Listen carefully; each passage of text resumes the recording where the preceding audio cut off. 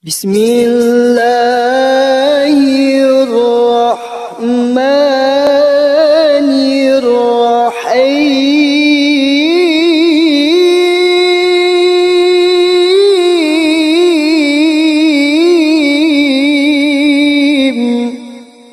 Assalamualaikum warahmatullahi wabarakatuh. Bismillahirrahmanirrahim. Wassalatu wassalamu ala Rasulillah Sayyidina Muhammad ibn Abdullah. La hawla wa la quwwata illa billah. Bismillahi ma sya'allah la yasuqul khairu illa Allah. Bismillahi ma sya'allah ma kana bi ni'matin fa min Allah. Bismillahi ma sya'allah la yasrifu as-su'a illa Allah. Bismillahi ma sya'allah la hawla wa la quwwata illa billahil 'aliyyil 'azim. Rabbi shrah li sadri wa yassir li amri wahlul 'uqdatam min lisani yafqahu qawli. Allahumma arinal haqqa haqqan warzuqna ittiba'ah wa arinal batila batilan warzuqna ijtinabah. Radina billahi rabban وبالإسلام دينا وبمحمد نبيا ورسولا آمين يا رب العالمين. أما بعد،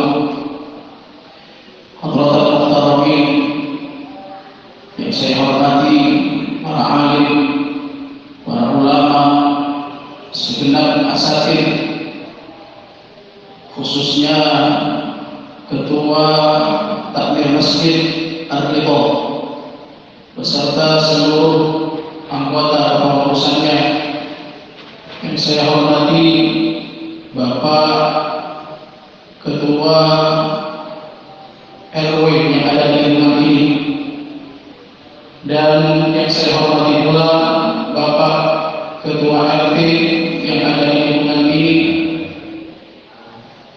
terkhusus kepada segenap jemaah Masjid Ar-Ridha, bapak-bapak, ibu-ibu, saudara-saudari sekalian yang semuanya mudah-mudahan diberkahi dan diridhai oleh Allah Subhanahu wa taala ila yaumil qiyamah. Amin ya rabbal alamin. Teriring ucapan doa kepada Allah Subhanahu wa taala, mudah-mudahan perkumpulan kita di majelis dan di tempat yang mulia dan dimuliakan oleh Allah Subhanahu wa taala di malam hari ini, mudah-mudahan dengan berkumpulnya kita di majelis ini, Allah akan selalu mencatat tambahan amal ibadah yang akan menyebabkan kita selalu dengan mestinya dekat dengan mestinya Allah Subhanahu wa taala.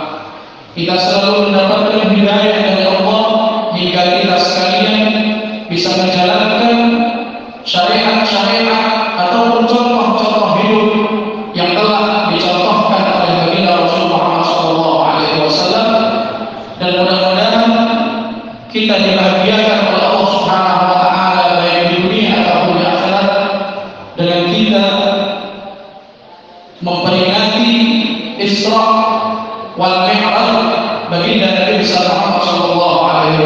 Amin ya rabbal alamin.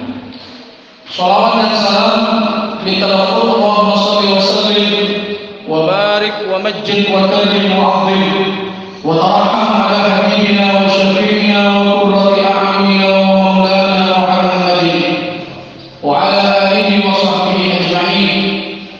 Mudah-mudahan kita sebagai umat beliau akan mendapatkan syafaatnya di dunia wal dunya wal akhirah. Amin ya rabbal alamin.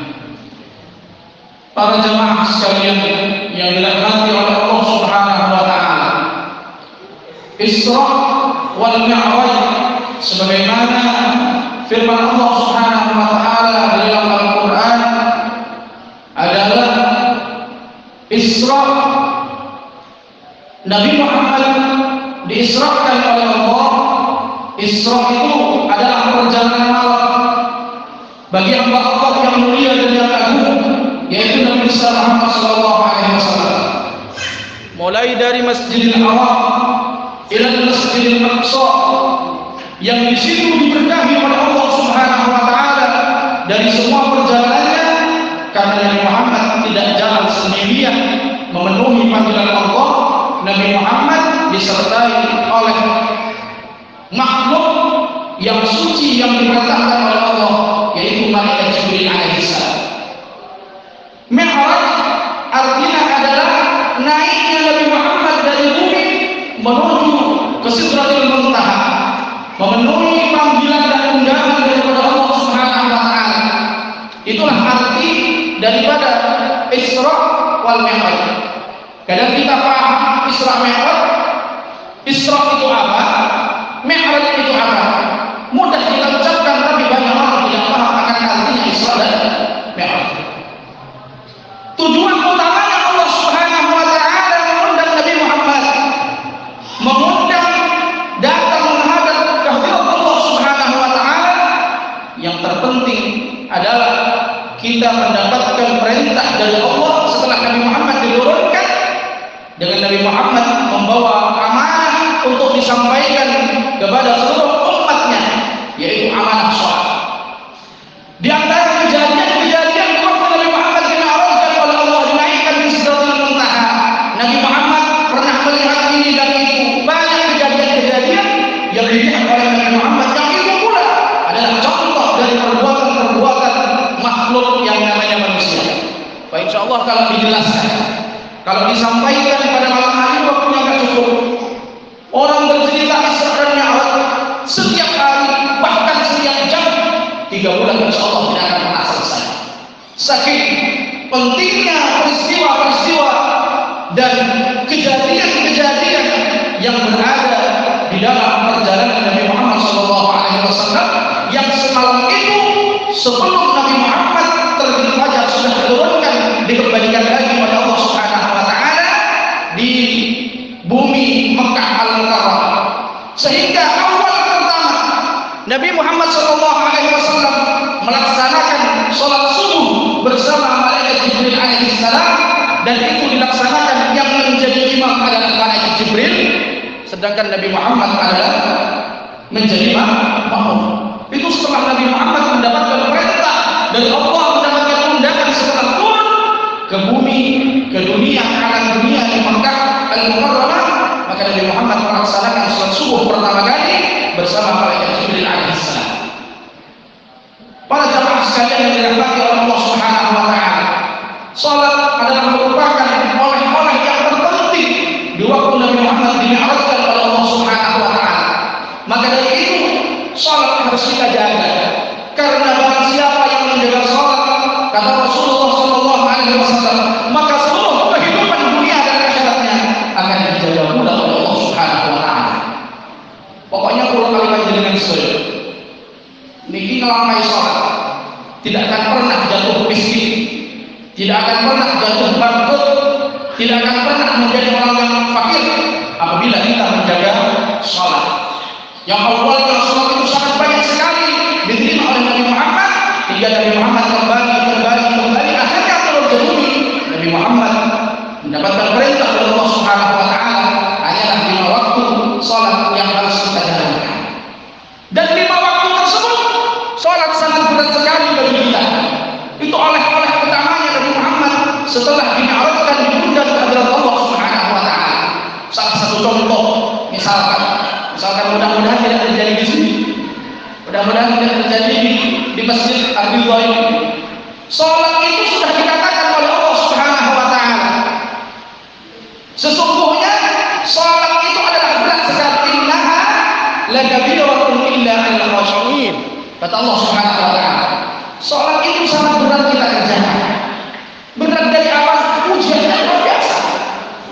Kadang kita bertetangga dengan masjid, sudah mendengar panggilan azan dan panggilan as-shalatu khairun minan naum di waktu salat subuh, hati kita berat untuk bangun dari tidur kita, untuk melangkahkan kaki kita ke masjid, itu berat, sulit, ujiannya luar biasa dari Allah Subhanahu wa taala.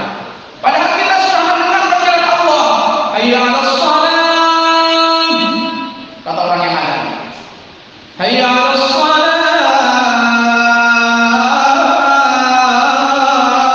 kata orang yang ada, ayo sholat. Kita sudah dengar. Makanya dikatakan berat di dalam Al-Quran, sulit kita kerjakan.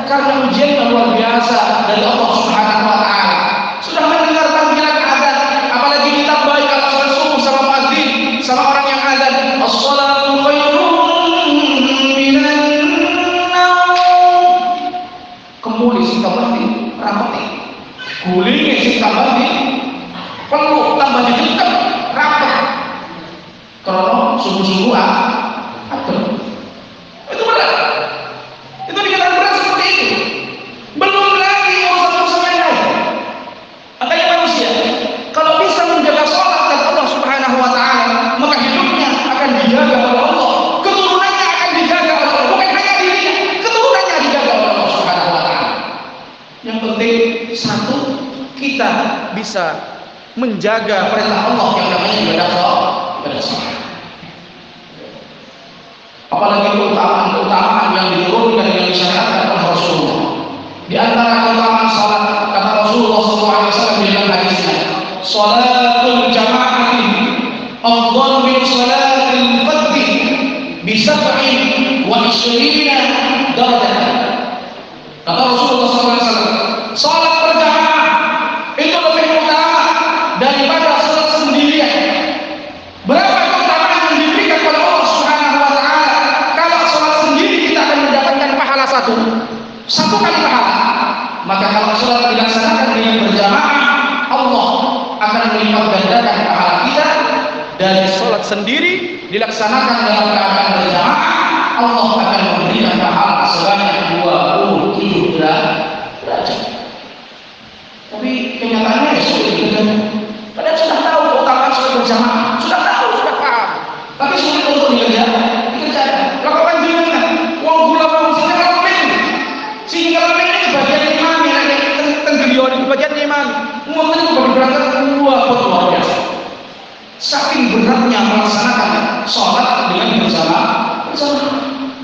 Makanya hikmah daripada Isra Mi'rajnya Nabi Muhammad SAW tidak lain, kata Rasulullah SAW, apabila sholat kita jaga, maka Allah akan menjaga kita dan keluarga kita, ekonomi kita dijaga oleh Allah, kehidupan kita dijaga oleh Allah, kita selalu dinaungi dengan ridho Allah, kita selalu diberikan hidayah oleh Allah, kita dipastikan mati dalam keadaan husnul khatimah. Menjaga sholat ini oleh-oleh yang utama. Ini kan kira baterai dan apa ini? Tambah lagi deh. Oh ini yang dalam. Ini benar-benar. Suara orang di Banten mati. Ini gimana? Oke.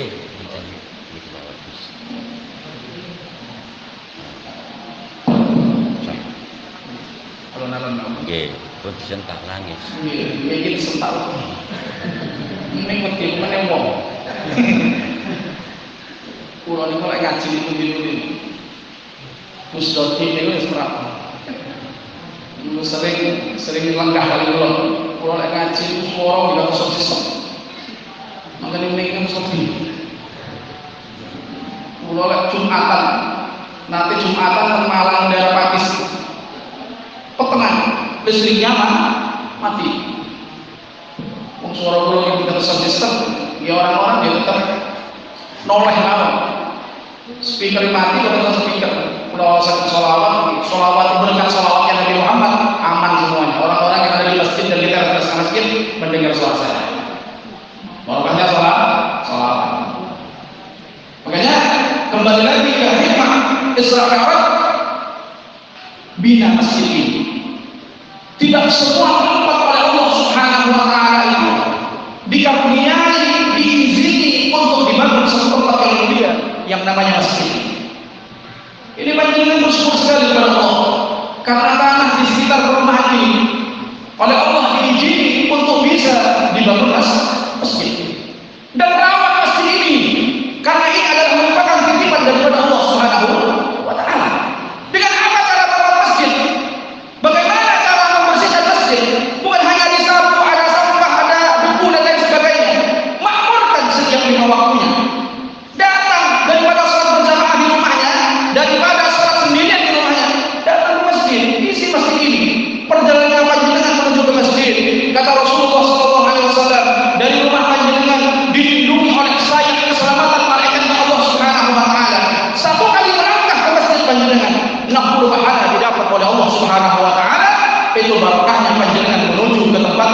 yang dimuliakan oleh Allah Subhanahu wa taala. 60 derajat. 60 derajat. Panjenengan akan mendapatkan berapa? Satu langkah. Nah, kalau dari langkah panjenengan yang rumah paling pojok sana, ada 100 kali langkah, kalikan mendapat berapa? 6.000 derajat. Itu berangkatnya. Pulangnya dapat 6.000 juga. Berarti sekali berangkat ke masjid itu dapat 12.000 pahala dari Allah Subhanahu wa taala.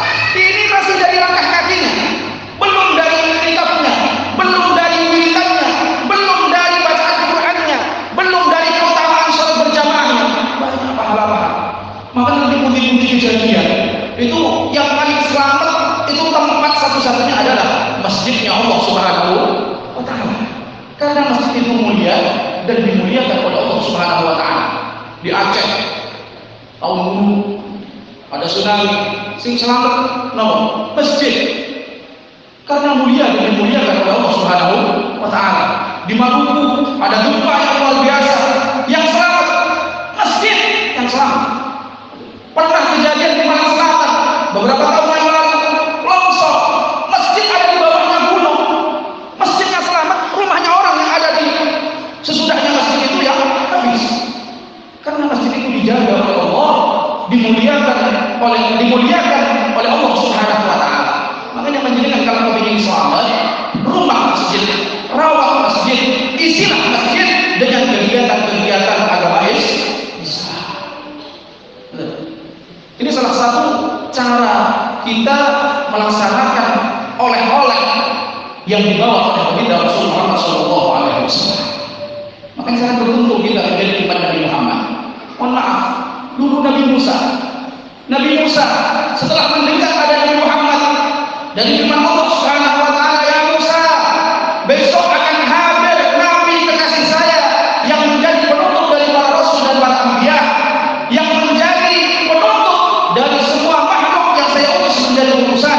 Kata Allah Subhanahu wa taala, maka seluruh umatnya apabila melakukan suatu amal kebaikan, satu kali amal kebaikan, 10 kebaikan yang aku berikan kepada umatnya Nabi akhir zaman itu. Siapa itu ya Allah? Kata Nabi Musa, itu adalah kekasihku namanya Muhammad. Akhirnya karena Nabi Musa tertarik, Nabi Muhammad memohon kepada Allah, ya Allah, akhirkan umur saya dan hidupkan saya ya Allah pada zaman Nabi akhir zaman, kekasihmu Nabi Muhammad SAW. Oh, nggak bisa, kata Allah Subhanahu wa taala, kamu sudah punya waktu sendiri, kamu sudah punya waktu kehidupan dan umur sendiri, kamu untuk menjadi umat yang lebih baik nggak mungkin, nggak bisa, kata Allah Subhanahu wa taala. Makanya kita sangat bersyukur kepada Allah Subhanahu wa taala, kita dihidupkan menjadi umat setia baginda Rasul Muhammad SAW. Itu soal ancaman daripada Allah. Itu tadi keutamaan yang saya jelaskan. Sekarang ancaman daripada Allah Subhanahu wa taala. Barang siapa yang hidupnya berdekatan dengan masjid, jangan enak-enak kita hidup berdampingan dengan masjid. Jangan enak-enak kita hidup dekat rumah kita dengan masjid. Barang siapa yang hidup di sekitar masjid, rumahnya dekat dengan masjid, lalu masjid itu tidak dimakmurkan, azabku setiap hari akan aku turunkan kepada orang yang tidak pernah memakmurkan masjid tersebut. Itu ancaman Allah. Jadi panjenengan semua ini hidup di rumah ini. Kalau saya tidak, saya jauh dari Malang sana. Panjenengan yang dekat ini diancam oleh Allah Subhanahu wa taala. Barang siapa yang kata Allah Subhanahu wa taala hidupnya berdampingan dengan masjid, hidupnya berdekatan dengan masjid, lalu masjidku engkau biarkan, lalu masjid yang engkau muliakan tidak pernah engkau bersihkan, tidak pernah engkau isi dengan kegiatan-kegiatan keagamaan, maka jangan harap engkau mendapatkan ridhaku, akan tetapi sebaliknya setiap waktu akan aku turunkan azab kepadamu karena kamu tidak pernah datang untuk memakmurkan masjidku, kata Allah Subhanahu wa taala. Ini ancaman Allah, ini jelas. Ancaman Allah, barang siapa yang berdekatan dengan masjid dan masjid itu tidak dimakmurkan, kita malah milih sudah sholat di rumah, tidak sholat di masjid, maka setiap waktu, kata Allah Subhanahu wa taala, kita akan mendapatkan azabnya Allah Subhanahu wa taala. Enggak tahu azab itu berbentuk apa, itu hendaknya Allah. Mungkin anak kita sering keluar masuk rumah sakit, mungkin keluarga kita sering bertengkar, mungkin istri tidak nurut, mungkin suami tidak nurut, selingkuh, anak tidak nurut, dan sebagainya. Itu ada. Mungkin salah satunya ada diwujudkan seperti itu oleh Allah Subhanahu wa taala. Karena kita tidak dekat dengan masjidnya Allah Subhanahu wa taala. Karena kita tidak memakmurkan masjidnya Allah Subhanahu wa taala. Mungkin kita punya penghasilan, tapi dengan penghasilan itu tidak pernah membuat hati kita bahagia. Itu disebabkan karena kita tidak pernah dekat memakmurkan tempat yang mulia dan dimuliakan oleh Allah yang namanya masjid. Ulama mengatakan, saya dulu pernah ngaji di salah satu pondok di Kediri. Kiai guru saya itu menyampaikan, berwasiat kepada semua santrinya, kabeh santri-santriku, lek awakmu urip di kampung, lalu omahmu cedhak di masjid, kata Kiai, rumah kamu dekat dengan masjid, maka makmurkan masjid itu. Jangan berebut kamu menjadi imam, tapi berebutlah untuk mendapatkan ridha Allah Subhanahu wa taala. Jangan berebut kamu menjadi pengurus masjid, tapi berebutlah dengan nikmat dan ridha Allah Subhanahu wa taala. Kata beliau. Terus beliau melanjutkan perkataannya. Di waktu saya taklim, di waktu saya ngaji pada beliau melanjutkan pertanyaannya. Jauhnya. Beliau melanjutkan keterangannya dari majelis yang beliau asuh dulu semua santri sama-sama ngaji. Karena kata ulama, kata beliau, orang yang dekat dengan masjid 40 rumah ke timur itu selalu dirahmati dengan adanya masjid. 40 rumah ke barat itu dirahmati karena adanya masjid. 40 rumah ke selatan itu dirahmati karena adanya masjid. 40 rumah ke utara itu dirahmati karena masjid. Akan tetapi sebaliknya, kata beliau, apabila orang yang berdekatan dengan masjid 40 ke arah timur, 40 ke arah barat, 40 ke arah selatan, 40 ke arah utara, tidak ada yang datang ke masjid orang-orangnya, maka setiap waktu masjid akan menghadap dan berdoa kepada Allah untuk kecelakaan orang tersebut yang tinggal dekat dengan masjid. Ini perkataan ulama, dan ulama yang berkata ini adalah ulama sufi, ulama yang betul-betul hatinya sudah nyambung kepada Allah Subhanahu wa taala. Makanya tidak usah sulit-sulit, panjenengan tidak usah bingung dengan urusan ekonomi. Rasulullah sudah memberikan contoh. Rasulullah sudah memberikan syariat, mencontohkan dengan syariatnya. Apabila kita ingin mendapatkan rezeki yang barokah setelah Jumat, kata Rasulullah di dalam hadisnya, melalui hadis daripada Sayyidatina Aisyah radhiyallahu taala anha, Rasulullah bersabda, barang siapa yang ingin ekonominya tercukupi dari Jumat ini ke Jumat depan, kata Rasulullah SAW, setelah assalamualaikum salat Jumat, duduk kakinya jangan berubah, cukup membaca Fatihah 7 kali, Al-Ikhlas Qulhuwallahu ahad 7 kali, Al-Falaq 7 kali, An-Nas 7 kali.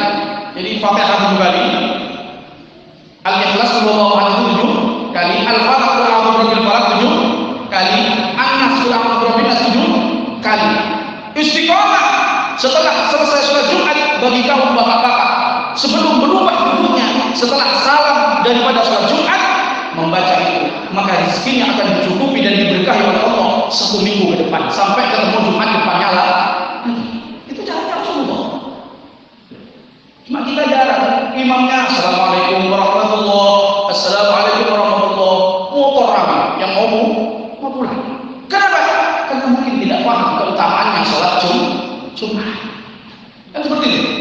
Kebanyakan di masjid mana-mana. Kenapa saya bilang seperti itu? Karena saya punya jadwal khutbah setiap Jumat.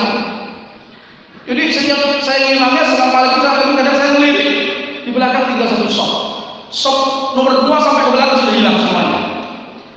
Ya mungkin karena tidak paham akan keutamaan dan wiridan yang dibaca setelah sholat Jumat. Jadi kalau kita kepingin cukup rezeki kita, kepingin dikayakan oleh Allah Subhanahu wa taala, kata Rasulullah di dalam hadis yang diriwayatkan oleh Sayyidatina Aisyah istrinya radhiyallahu taala anhu, Sayyidatina Aisyah istrinya Rasulullah, putrinya siapa? Sayyidatina Aisyah istrinya Rasulullah, putrinya siapa? Abu Bakar. Dinyanyian itu kan? Nyanyian di situ nih, Aisyah itu. Jadi Rasulullah punya istri namanya Sayyidatina Aisyah.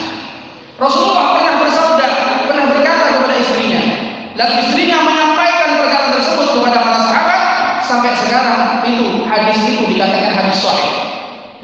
Lalu Sayyidatina Aisyah membacakan hadis tersebut. Barang siapa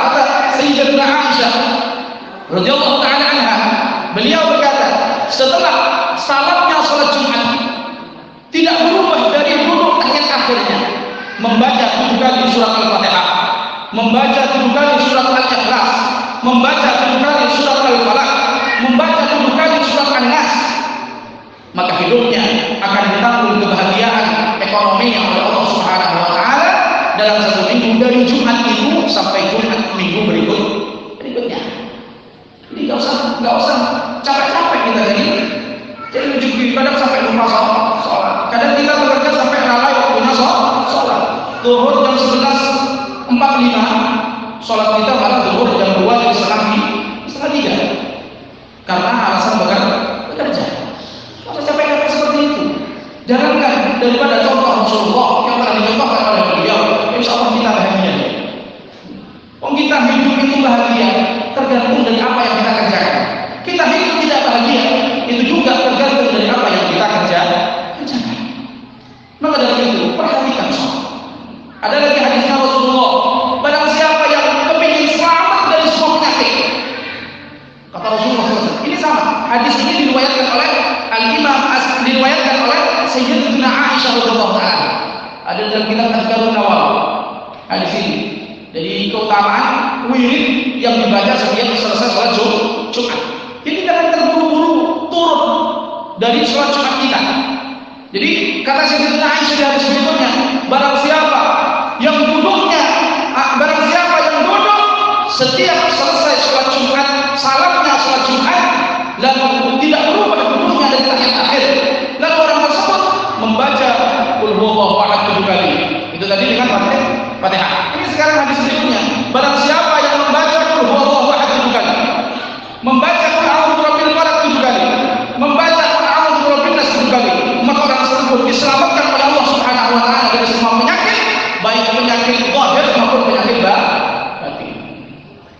Masa soro-soro si suwep, si nompo, suwep itu terus Allah. Baca Qul huwallahu ahad setiap Jumat. Itu juga enggak usah takut, penyakit itu sudah dibunuh oleh Allah diturunkan. Ini biasanya ada karpetnya.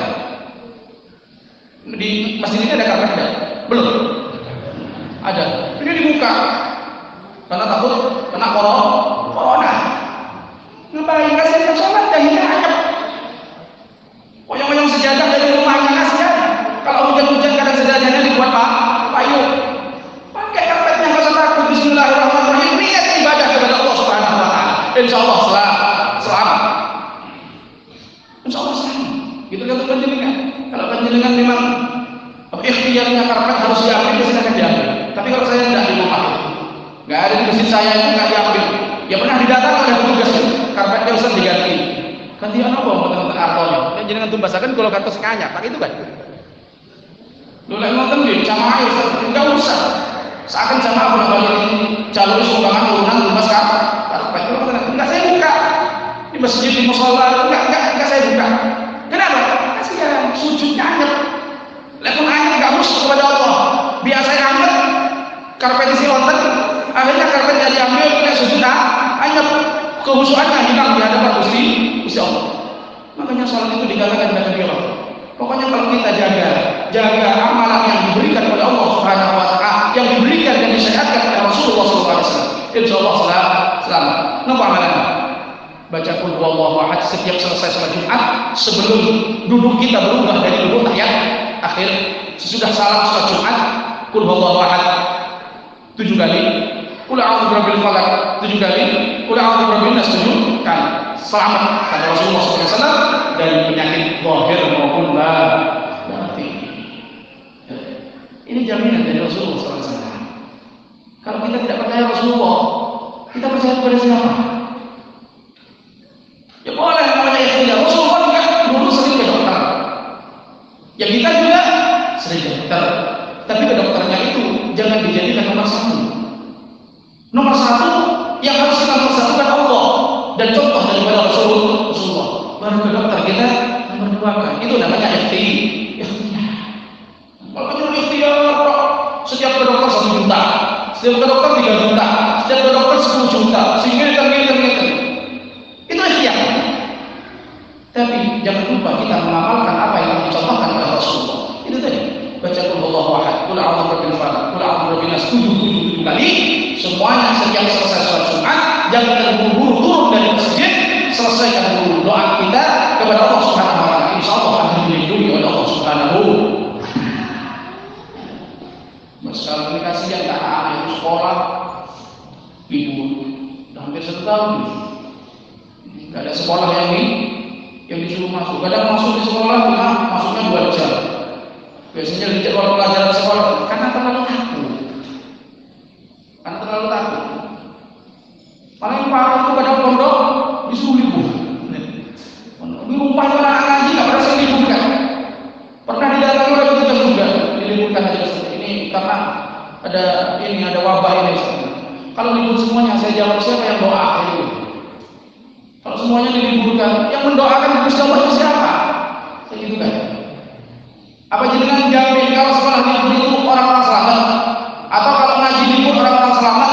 Ataupun panjenengan bisa menjamin apakah panjenengan meliburkan sekolah wabah tidak diturunkan kembali oleh Allah Subhanahu wa taala? Ya lepas liburkan sekolah. Saya tidak tahu Ustaz. Ya kalau panjenengan tidak tahu, panjenengan tinggal doa gitu.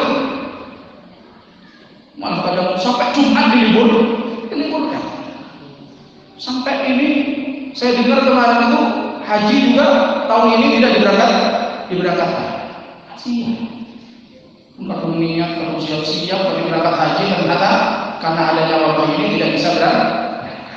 Mudah-mudahan wabah yang ada di negeri kita ini cepat dihilangkan oleh Allah. Dan mudah-mudahan kesetiaan untuk Allah sehingga hati kita dan iman kita itu tetap dijaga oleh Allah Subhanahu wa taala. Yang ketiga, hikmah daripada Isra wal Mi'raj bagi Rasulullah sallallahu alaihi wasallam.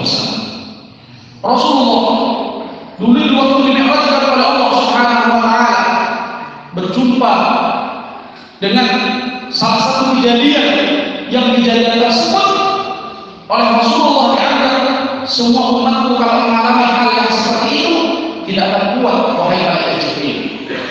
Terus bagaimana caranya agar sesuatu itu tidak terjadi seperti yang saya lihat barusan itu malaikat Jibril? Kata Rasulullah bertanya kepada malaikat Jibril, kapan Muhammad?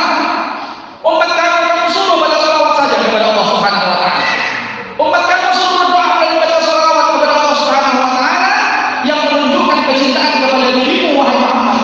Umat kamu akan jauh dari perbuatan yang seperti kamu lihat manusia. Kata malaikat Jibril. Akhirnya Nabi Muhammad turun ke bumi.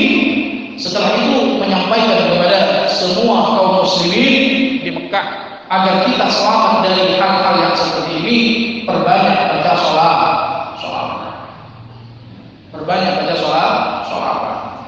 itu bentuknya sholawat apa saja. Yang penting mengagungkan niat ibadah doa kepada Allah dan niat mengagungkan dan mencintai Rasulullah. Boleh sholawat sallallahu ala Muhammad, boleh sholawat Jibril, Allahumma sholli ala sayyidina Muhammad, boleh sholawat Ibrahim, Allahumma sholli ala sayyidina Muhammad wa ala ali sayyidina Muhammad kama shallaita ala sayyidina Ibrahim wa ala ali sayyidina Ibrahim wa barik ala sayyidina Muhammad wa ala ali sayyidina Muhammad kama barakta ala sayyidina Ibrahim wa ala ali sayyidina Ibrahim fil alamin innaka Hamidum Majid. Itu namanya sholawat Ibrahimiyah. Baca. Oh, kita baca setelah tahiyat akhir di dalam sholat waktu. Itu diperbanyak. Terus setiap selesai salat, setiap selesai sholat berjamaah, kata Rasulullah SAW, kita dianjurkan jangan sampai lupa membaca Allahumma antas salam wa minkas salam wa ilaika ya'udus salam fahayyina rabbana bis salam wa adkhilna al-jannata daras salam tabaraka rabbana wa ta'alaita ya dzal jalali wal ikram. Banyak. Jangan lupa kita setiap selesai sholat, khususnya doa-doa yang telah dicontohkan oleh Rasulullah. Berdoa memohon kepada Allah. Setelah membaca itu, mari kita bacaan Subhanallah 33 kali, Alhamdulillah 33 kali, Allahu Akbar 33 kali. Ditutup dengan La ilaha illallah sekali. Kata Al-Imam Abdullah bin Alawi al-Ahdah, apabila orang tersebut setiap selesai membaca Alhamdulillah 33 kali, membaca Allahu Akbar 33 kali, dilengkapkan menjadi 100 kali dengan bacaan kalimat La ilaha illallah Muhammadur Rasulullah, maka orang tersebut dilindungi oleh Allah kehidupannya baik di dunia ataupun di akhirat. Doanya dikabul oleh Allah, diangkat ke langit oleh Allah, didengarkan oleh Allah, apa yang dia minta pasti diberikan oleh Allah Subhanahu wa taala. Makanya jangan sampai lupa kita setiap selesai sholat itu diri tahan. Jangan assalamualaikum mencol. Jangan assalamualaikum kita malah meninggalkan masjid. Ya, wiridan sampai selesai. Biar kita selamat. Apa yang kita minta kepada Allah kalau bukan keselamatan baik di dunia ataupun di akhirat? Apa yang kita andalkan di hadapan Allah kalau bukan doa kepada Allah Subhanahu wa taala? Apa yang kita harapkan dari kecintaan Rasulullah kalau bukan karena syafaatnya beliau?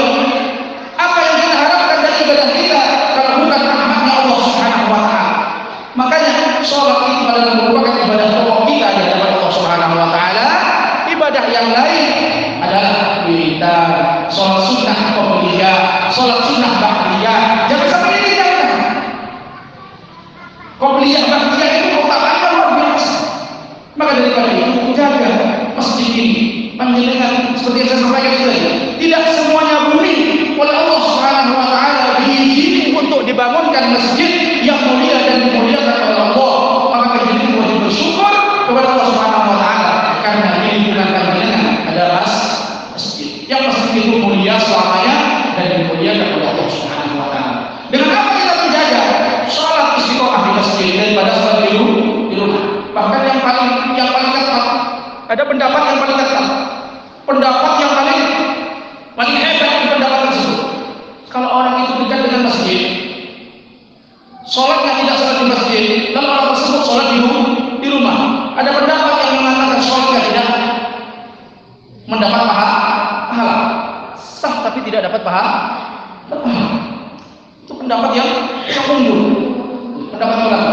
Sekali lagi saya ulang, apabila misalnya di lingkungan panjenengan dekat panjenengan ada masjid, tapi panjenengan sholatnya tidak sholat di masjid, maka sholatnya panjenengan yang sholat di rumah itu sah di hadapan Allah Subhanahu wa taala, akan tetapi tidak mendapat pahala dari Allah Subhanahu wa taala.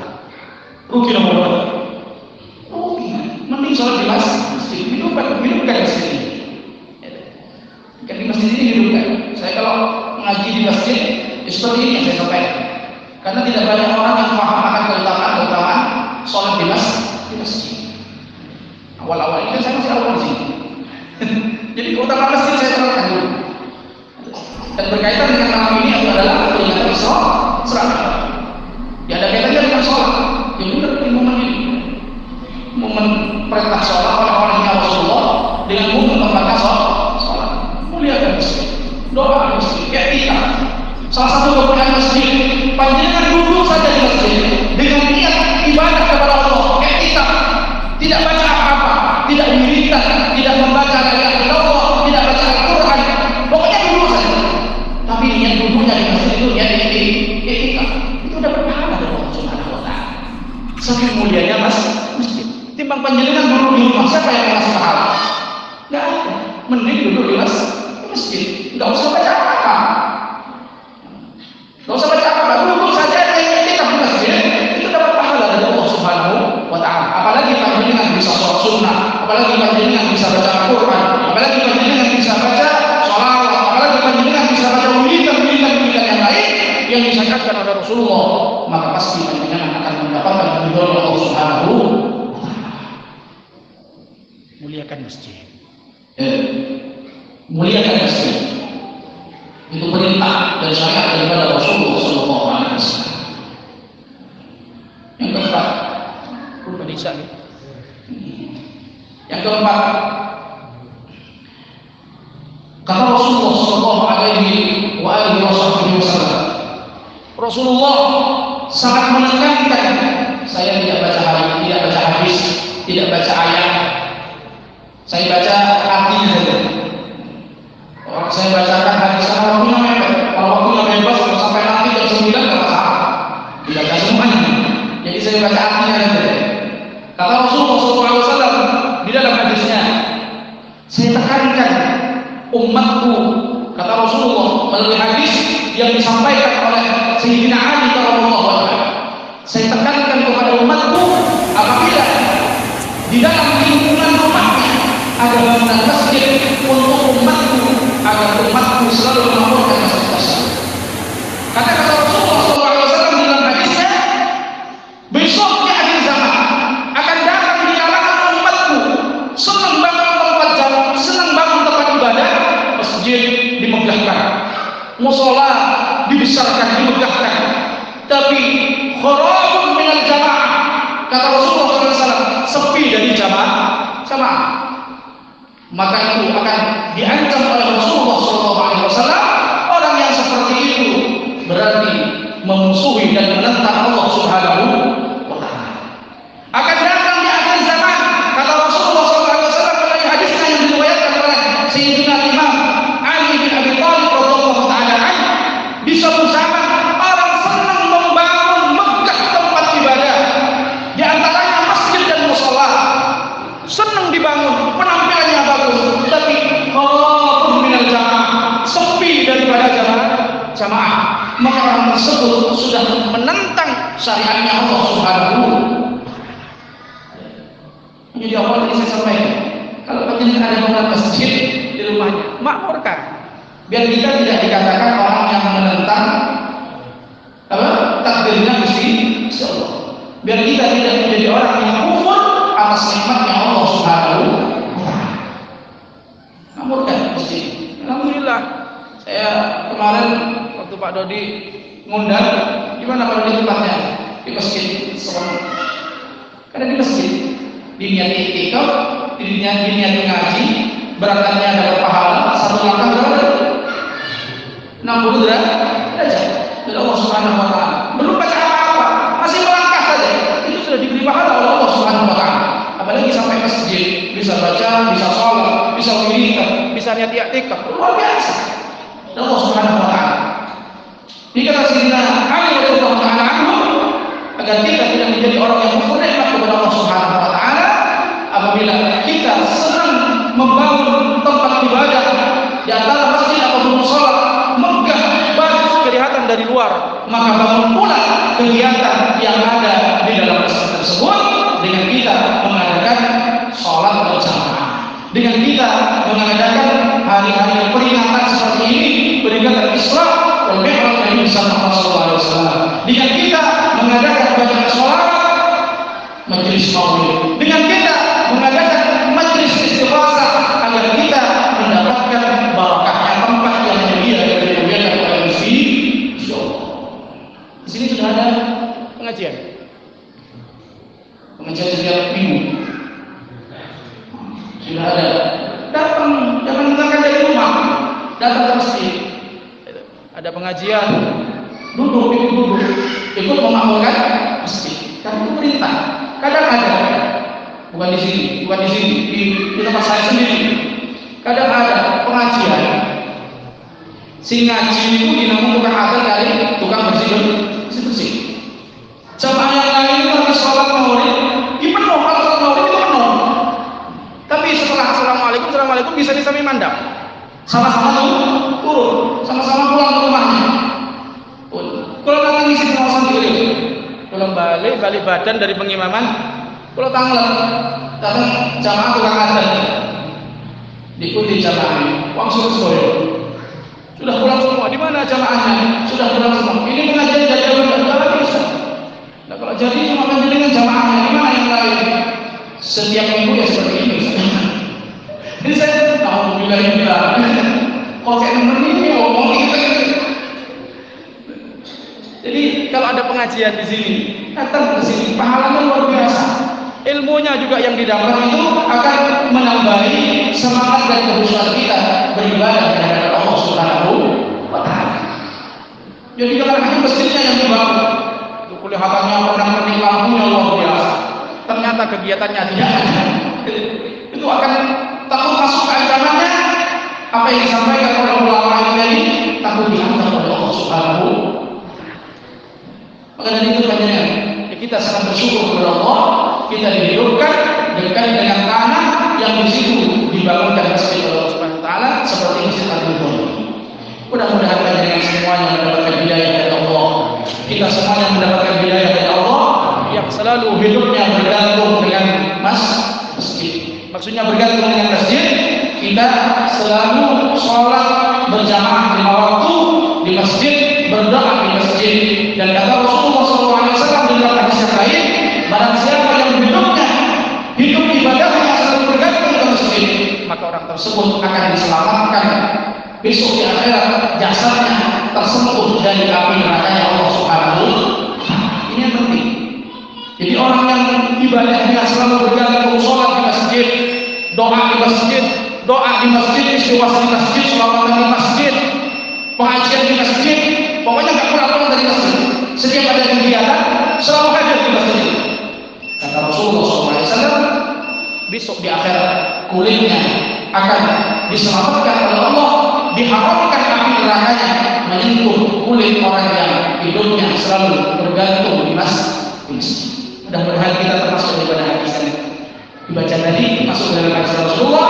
Hidup kita selalu bergantung di masjid, doa kita selalu bergantung di masjid, dan mudah-mudahan kita diakhiri dalam keadaan ibadah di masjid. Amin ya rabbal alamin. Ini sudah dipanggil, ini sudah tanda waktunya.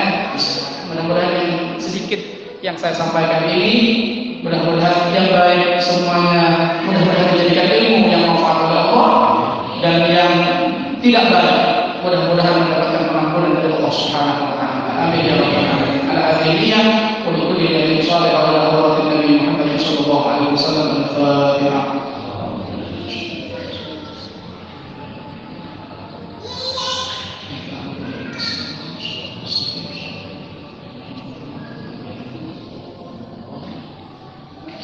Dan kurang lebihnya mohon maaf. Ihdinas shiratal mustaqim. Assalamualaikum warahmatullahi taala wabarakatuh.